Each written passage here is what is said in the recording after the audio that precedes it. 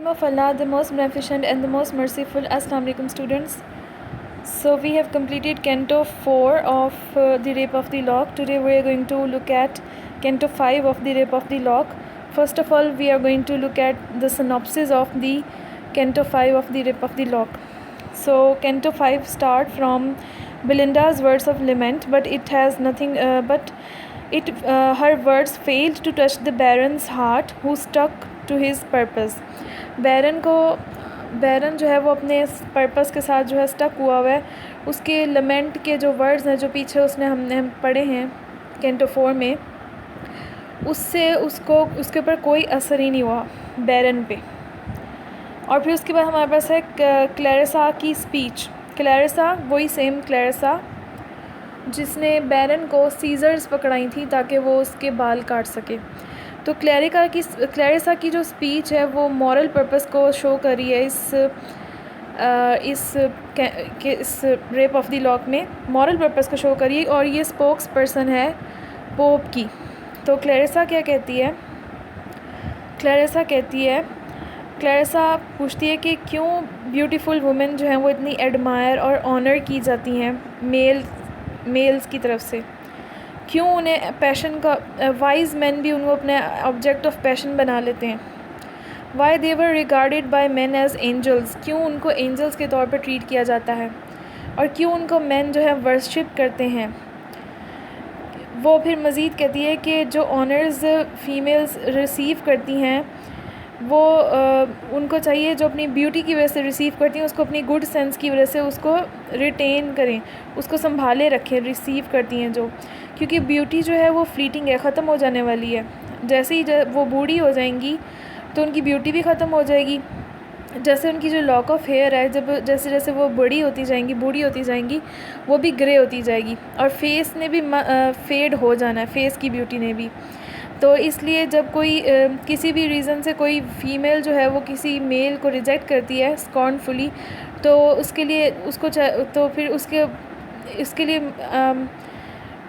चाहिए कि वो ज़िंदा भी रहे और मरे भी बग़ैर शादी किए. और फीमेल्स के लिए वो कहते हैं कि एक्सटर्नल ब्यूटी जो है ना वो और जो चार्म है वो सिर्फ आइज़ को अपील करता है, लेकिन गुड सेंस और गुड ह्यूमर जो है वो मेल को, हार्ट को और उसकी सोल को कैप्चर कर लेता है. इसलिए गुड सेंस और गुड ह्यूमर होना ज़्यादा ज़रूरी है. क्लैरिसा ये कहती है ब्यूटीफुल फेस या चार्म का होना ज़रूरी नहीं है. क्लैरिसा की स्पीच में है. और इस पूरे कैंटो में क्लैरिसा की स्पीच ही जो है जो एक्सप्लेनेशन के पॉइंट ऑफ व्यू से जो है वो इम्पॉर्टेंट है. अदरवाइज़ बाकी कैंटो जो है वो एक्सप्लेनेशन के पॉइंट ऑफ व्यू से इम्पॉर्टेंट नहीं है. इसीलिए मैं आपको उसकी समरी बता रही हूँ ताकि एक दफ़ा आप समझ लें कि इसमें क्या है. लेकिन क्लैरिसा की स्पीच यहाँ पे ख़त्म होती है, लेकिन उसकी वजह से कोई इफ़ेक्ट नहीं पड़ता किसी पर. क्लैरिसा की स्पीच का किसी पर कोई असर नहीं पड़ता क्योंकि मोरालिटी से इन लोगों का कोई लेना देना नहीं है. गुड सेंस इन लोगों का, आर्टिफिशियल लोगों का कोई लेना देना नहीं.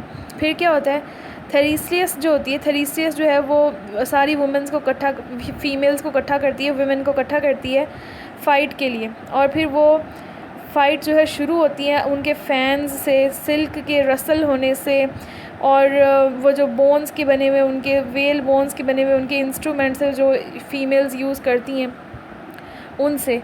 तो लेडीज़, उनकी लड़ाई शुरू होती है. लेडीज़ और लॉर्ड्स के बीच में ही चीखों पुकार की आवाज़ें सुनाई देती हैं. ये एक एपिक फ़ाइट है. एक्चुअली ये मॉक एपिक फ़ाइट है, लेकिन इसको कंपेयर ना एपिक फ़ाइट से किया गया. ऐसी फ़ाइट जैसी एलियड में होमर की एलियड में जो है गॉड्स की, गॉडेसेस की जो शो की गई है एपिक फ़ाइट, उस तरह की फ़ाइट यहाँ दिखाई गई है. और अम्ब्रियल जो होती है, जो वो इवल डस्की स्पिरिट है, वो ये सब देख के बहुत खुश हो रही होती है क्योंकि सारा कुछ मिसचीफ जो है उसी ने क्रिएट किया होता है. अच्छा, जो थेरेसियस होती है वो क्या करती है, वो गुस्से से बहुत सारे अपनी आंखों के लुक से, एंग्री लुक से बहुत सारे लोगों को किल करती है. अब देखें कितनी फ़नी है ये. तो क्योंकि ये मॉक एपिक है तो इसमें मजाक ही उड़ाया गया है, पैरोडी है कि किस तरह से वो अपने एंग्री लुक से मेल्स को मार रही है. एक बंदा जो होता है वो बल्कि उसकी ब्यूटी की प्रेज़ बोलते बोलते मर जाता है. और एक और फेलो जो होता है वो स्वान की तरह मर जाता है. स्वान एक परिंदा होता है, उड़ने वाला परिंदा टाइप होता है, बगले जैसा, और उसके लव सॉन्ग गाते हुए उसकी प्रेज़ में वो स्वान की तरह मर जाता है.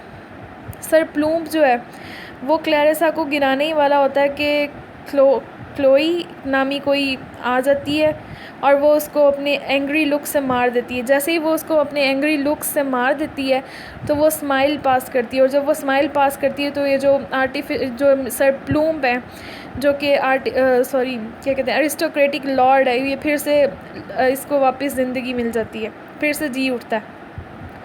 जो गॉड है जोव जो है वो एक गोल्डन स्केल जो है वो बनाता है ये देखने के लिए कि बैटल कौन जीत रहा है, और फिर वो ये देखता है कि मेल्स की विट्स यानी कि उनकी समझदारी से कह लें ज़्यादा जो है हैवी फीमेल्स के हेयर हैं, फीमेल के हेयर जो है वो ज़्यादा हैवी हैं उससे मैन की विट्स से।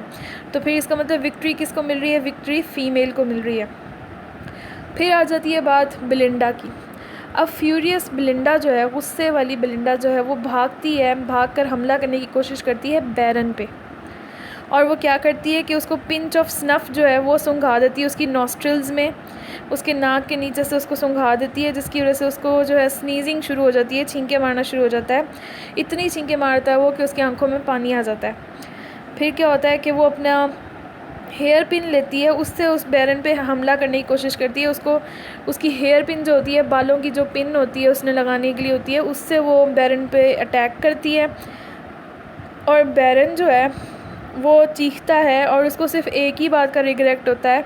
और रिग्रेट क्या, उसको परेशानी किस बात की होती है कि अगर वो मर गया तो बिलिंडा को वो पीछे छोड़ जाएगा, ताकि उसको जो लोग हैं, दूसरे आदमी जो है वो कोर्ट कर सकें, यानी कि उसको डेट कर सकें।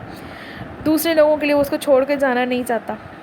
फिर बिलिंडा जो है वो चीखती है कि उसका लॉक ऑफ हेयर जो है उसको वापस किया जाए, और वो बहुत गुस्से से चीखती है, इतने गुस्से से। तो फिर यहाँ पे एक एल्यूजन यूज़ किया है कि ओथेलो भी नहीं चीखता, क्योंकि ओथेलो जब अपनी वाइफ डेस्डीमोना का जो हैंडकरचीफ मांगता है तब भी वो इतनी ज़ोर से नहीं चीखता जितना ज़ोर से बिलिंडा चीखती है।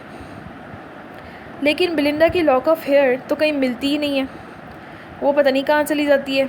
बहुत ज़्यादा सर्च की जाती है लेकिन सब बेकार जाती है। फिर ये कहा जाता है कि ये विल ऑफ गॉड्स है कि कोई ह्यूमन बीइंग भी इस ख़जाने को अपने पास रख के खुश ना हो।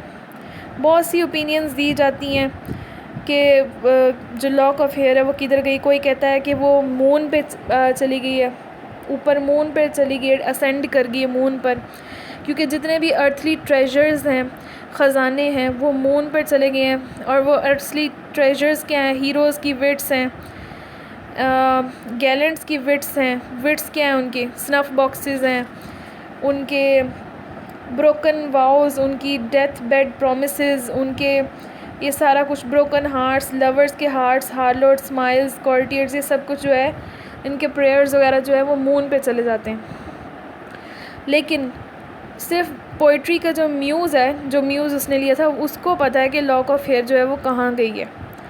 म्यूज़ गॉडेसेस होती हैं, आपको अगर भूल गया तो 9 गॉडेसेस थी। अच्छा, तो म्यूज़ ने क्या देखा है कि जो लॉक ऑफ हेयर है वो कहीं आसमान पर ऊपर चली गई है, in the shape of a new star, और वो एक स्टार की शक्ल जो है वो इख्तियार कर गई है, और वो हमेशा वो स्टार बनकर जो है वो ऊपर ही रहेगी, आसमान में रहेगी, लॉक ऑफ हेयर। एक्चुअली यहाँ पे क्लियरली बताया नहीं गया कि उस लॉक ऑफ हेयर का क्या बना, तो लोगों ने मुख्तलिफ एजम्पशंस देनी शुरू कर दी। कोई कहता है मून पे चली गई है, तो कोई कहता है स्टार बन के आसमान पर चली गई है। तो फिर आसमान पे चली गई है, वहाँ पे फैशनेबल लोग जो हैं वो हमेशा वहीं रहेगी, और वो फैशनेबल लोग जो है मॉल से उसको ऊपर सर्वे किया करेंगे। हैप्पी लवर्स जो हैं वो उसको वीनस तस्वुर किया करेंगे, जिसके वो वीनस है। एस्ट्रोलॉजर जो है पेट्रिज, वो समझेगा कि अपने टेलीस्कोप से उसको देखा करेगा, और उसको देख के प्रिडिक्शन किया करेगा कि जो प्रिंस है या जो किंग है उसका डाउनफॉल जो है वो कब होने वाला है। प्रोफेसीज़ किया करेगा रोम के बारे में। और फिर एंड पे उसका कंक्लूजन ये होता है कि पोइट जो है वो अर्ज करता है बिलिंडा से कि वो अब अपना अफसोस करना जो है लॉक ऑफ हेयर का छोड़ दे, क्योंकि उसकी लॉक ऑफ हेयर जो है वो अब हेवंस की ब्यूटी को बढ़ा रही है, आसमान में चली गई है। क्योंकि सारी ब्यूटीफुल लेडीज़ को अपने लॉक ऑफ हेयर जो है इतना प्राउड फील नहीं होता जिसको इतना होगा, जितना बिलिंडा को होगा। क्योंकि उसकी लॉक ऑफ हेयर को हर कोई एनवे करता था, हर कोई उससे जेलस होता था। उसकी लॉक ऑफ हेयर जो है वो ख़ास तौर पे इतनी ज़्यादा ब्यूटीफुल है। तो बेलिंडा ख़ुद मर जाएगी, लेकिन उसकी जो ये लॉक ऑफ हेयर है ये इमॉर्टल हो जाएगी और इमॉर्टल सब्जेक्ट बन के जो है हमेशा आसमान में रहेगी। The muse will give to that lock which is now a constellation the name of constellation the name of Belinda. Muse जो है वो बेलिंडा का नाम दे देंगे इस लॉक ऑफ हेयर को। So that's the end of the rape of the lock. उसकी जो मैंने आपको करवा दिए जो इम्पॉर्टेंट उसकी रेफरेंस कॉन्टेक्स्ट और एक्सप्लेनेशन के हिसाब से जो इम्पॉर्टेंट थे वो मैंने आपको करवा दिए। और लेकिन अभी यहाँ पे एंड नहीं हुआ। अब आपने एक काम करना है, आपने ये काम करना है कि आपने क्लैरिसा की स्पीच जो है, क्योंकि एक्सप्लेनेशन के पॉइंट ऑफ व्यू से सिर्फ क्लैरिसा की स्पीच इंपॉर्टेंट है और वो अब आपने ख़ुद करनी है। तो क्लैरिसा की स्पीच जो है वो कैंटो 5 में जो शुरू हो रही है वो हो रही है यहाँ से 650 लाइन से why are beauties praised and honoured most, यहाँ से लेकर ये है ये लाइन नंबर 675 तक। यहाँ तक आपने इसकी जो है इसको रीड करना है अच्छी तरह से, अभी रीड करना है और इसकी एक्सप्लेनेशन जो है आपने ब्रीफली जो है वो करनी है और कमेंट सेक्शन में नीचे इसकी पिक जो है वो सेंड करनी है। ये काम आपने करना है क्योंकि मैंने आपको काफ़ी ज़्यादा एक्सप्लेनेशंस करवा दी हैं। अगर आपने गौर से सुनी है तो आप इसको समझ लेंगे जल्दी से। तो ये टास्क आपका है और आपने अभी करना है।